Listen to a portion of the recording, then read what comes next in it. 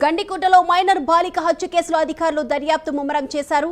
బాలిక కుటుంబాన్ని పోలీసులు విచారించారు. బాలిక అన్న సురేంద్రను రాత్రి 11 వరకు పోలీసులు విచారించి పంపించి వేశారు. ఇవాళ మరోసారి సురేంద్రను విచారించే అవకాశం కూడా ఉంది.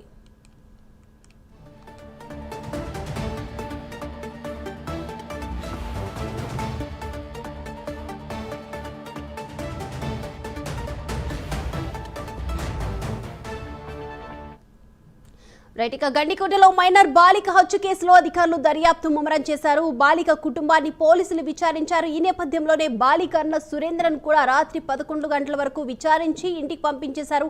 అయితే మరోసారి ఈ రోజు సురేంద్రన్ విచారించే అవకాశం ఉన్నట్లు కూడా తెలుస్తుంది. ఇక ఈ అంశంపై ఓవరాల్ అప్డేట్స్ అందించడానికి మా ప్రతినిధి సుధీర్ సిద్ధంగా ఉన్నారు. సుధీర్,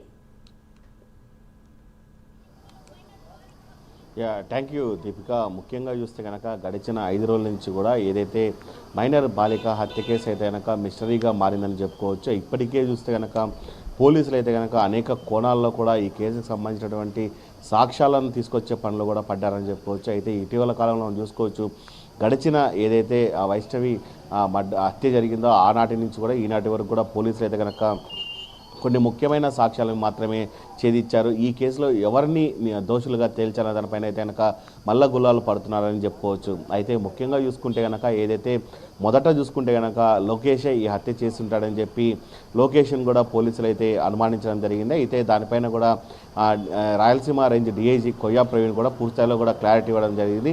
ఈ హత్య కేసుకు సంబంధించి లోకేష్కు ఎటువంటి ప్రమేయం లేదని చెప్పి ఆయన చెప్పేయడం జరిగింది. అయితే తర్వాత మనం చూసుకుంటే కనుక రెండవది ఏదైతే ఇది పరువు హత్యగా భావించి కూడా కుటుంబ సభ్యులపైన కూడా పూర్తిస్థాయిలో కూడా ఎవరైతే పోలీసులు కూడా అనుమానం వ్యక్తమైన విషయం అయితే ఉంది.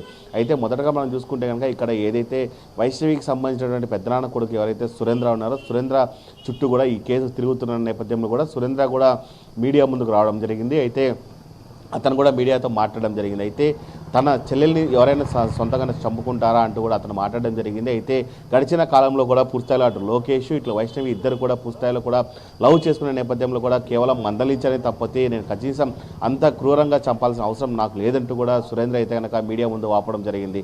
అయితే మరోపక్క చూసుకుంటే కనుక పోస్ట్ మార్టం రిపోర్ట్లో కూడా పూర్తిస్థాయిలో కూడా భయంకరమైన వెలుగులు నిజాలు కూడా బయటకు వచ్చాయని చెప్పుకోవచ్చు. అయితే ముఖ్యంగా చూసుకుంటే కనుక ఏదైతే పోస్ట్ మార్టం రిపోర్ట్లో కూడా వైష్ణవికి సంబంధించినటువంటి ఆ కుడి భుజం పైన కూడా పూర్తిస్థాయిలో రాడ్లతో కొట్టడం జరిగింది. ఆ రాడ్లకు కొట్టేటువంటి ఏదైతే దెబ్బలు కూడా తగలడం జరిగింది. దాని తర్వాత మనం చూసుకుంటే కనుక ఆమెకు సంబంధించినటువంటి ఛాతి పైన కొట్టడంతో కూడా ఆ లోపల ఉన్నటువంటి లివర్ కూడా పూర్తిస్థాయిలో కూడా దెబ్బ తిన్న పరిస్థితి అయితే ఉంది. మరోపక్క చూసుకుంటే అరికాళ్లకు కింద దాదాపుగా కొట్టడంతో కూడా అరికాళ్ళు కూడా పూర్తిస్థాయిలో రక్తం గూడు కట్టుకున్న పరిస్థితి అయితే నెలకొందని చెప్పవచ్చు. అయితే ఇంత క్రూరంగా ఎవరు చంపారు ఏంటనే దానిపైన అయితే కనుక పోలీసులు అయితే కనుక మళ్ళా గులాలే పడుతున్నారని చెప్పుకోవచ్చు. అయితే నిన్నటి దినం మనం చూసుకుంటే కనుక ఏదైతే వైష్ణవికి సంబంధించినటువంటి ఎడమ చెవికి సంబంధించినటువంటి ఏదైతే ఒక కమ్మ కోసం కూడా పూర్తిస్థాయిలో కూడా పోలీసులు అయితే కనుక మరోసారి గండికోటను అయితే కనుక పూర్తిస్థాయిలో కూడా జల్లెడ పట్టారని చెప్పుకోవచ్చు. అలాగే డాగ్ స్క్వాడ్ కూడా తీసుకురావడం జరిగింది. డాగ్ స్క్వాడ్తో కూడా దాదాపుగా గంటల కొద్దీ కూడా అక్కడ తిరగడం జరిగింది.